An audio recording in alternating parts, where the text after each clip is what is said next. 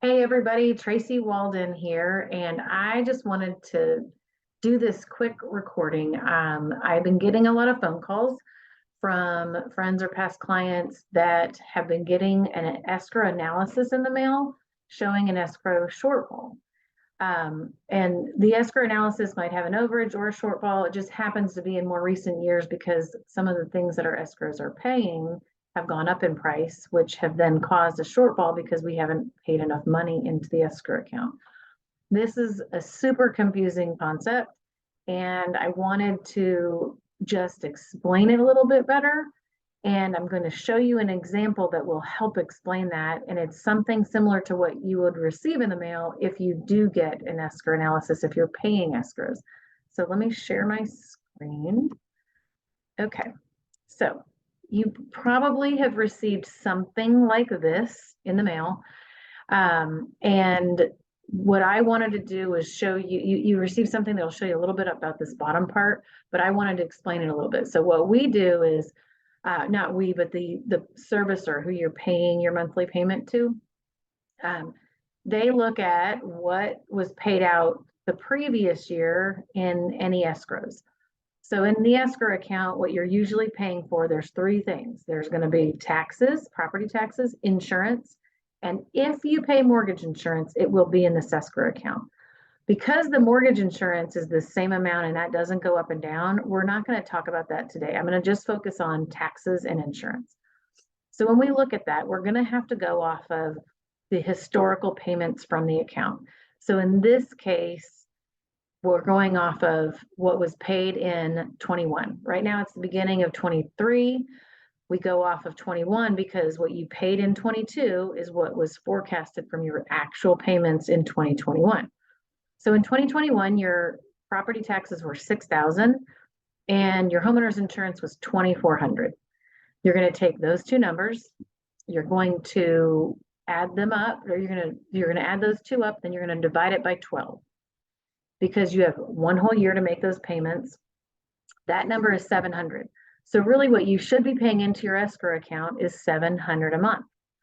Now, in addition to paying those things out of your escrow account, you have to have a 2-month cushion always built into your escrow account. So the balance can never go below a 2-month cushion. So in this case, 2 months of the 700 would be $1,400.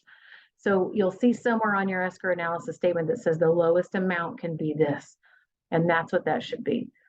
So we know we're going to pay 700 a month and we can't go below 1,400.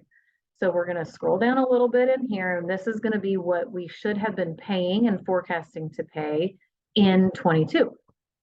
So in this example, we were projecting to pay $700 a month, and we were projecting, and we actually did pay $700 every single month, as long as you made those payments. So then you go over here, and we're going to show what the balances are. So the projected balance was 1,400. Remember, we have to have the 2-month cushion. And assuming you started with $1,400 in your escrow account, we're going to go with that for now. So if you're paying the 700 every month and you started with 1,400, you're going to go through month by month and be increasing your amount. Now, homeowner's insurance, you're going to pay that once a year. Everybody has a different due date for that. So in this scenario, I have it as a September due date. Yours might be April or May, so it would come out whenever that is due. You'll get the bill in the mail, but your escrow account will pay for it. In Texas, property taxes are always paid out of the escrow account, typically in December. The bill usually comes out in October and is paid for in December. So in this case, we show here, we had a forecasted of last year's amount for homeowners insurance, 2,400, but it came in at 2,600. Well, the escrow account's still going to pay it for you. So they paid out 2,600. Same thing with taxes. We forecasted last year's bill, 6,000, but it actually came in at 7,900 in this case. So the account paid for it still for you, so you didn't have a late payment. Okay, so if you look over here, when we were forecasting our projected amounts, we were going to end still with this 1,400, which remember is our minimum requirement. But because we paid out more, we actually ended the year with a with a balance of negative $700 in that account. Okay, so now we're going to go and say, what does that mean? Well, now we kind of do the exact same scenario, like we're starting from going into 2023. We look at our historical amount that we paid for taxes and insurance was $7,900 and $2,600. We add those up and then we divide it by 12. Really, we should be paying $875 a month now, because that's what the amount that it would be going out to cover those two bills. So in this case, also, the amount we have to have, remember, it's a 2-month cushion. So now our lowest balance would have to be $1,750. It's going to be $875 times 2. So we ended the year with $700 short, so negative $700, and we really should have been at $1,750. So our true shortfall is now $2,450. So what happens there is now we get this big escrow analysis in the mail that's showing us all of this information. We now have a shortfall of $2,450, plus we've got to figure out what we need going into the next year. So let's look at the next page here. This top part is what I've already showed you on that previous page, but usually what the escrow company or your servicer will do is give you 2 options. So the first option is going to be pay the full shortfall right now, and then just pay what you need to pay going forward. The other option will usually be that you can split that shortfall out over 12 months and pay the new amount plus the shortfall over the next 12 months. So let's look first at scenario 1. You're going to pay the full $2,450 up front. So in this case, we started right here with a negative $700. And at some point, whenever you get your escrow analysis bill, you're going to pay this $2,450 to the escrow account. Now, it doesn't necessarily have to happen before the year, because usually you don't get your analysis until a few months in, but you can pay that at any point to get your account caught up. So in this scenario, I have it that we paid at the beginning of the year, or in January, along with our new $875 amount that we have to pay. And so now we're getting ourselves caught up here. And every single month, we're going to keep paying that $875 in until we get to September, when the insurance is due, and then again in December when the taxes are due. So when we get to the end of the year, if we go through paying for all of that up front and we want our escrow amount to be $875 a month, we will end the year right on target where we need to be, $1,750. Of course, that is assuming that our insurance and taxes stay the same as last year. So you can see that this sometimes becomes a cycle because they don't always stay the same. And that's why every year you get this analysis in the mail, and we hope that the differential is not very much, but in some years it tends to be more than others.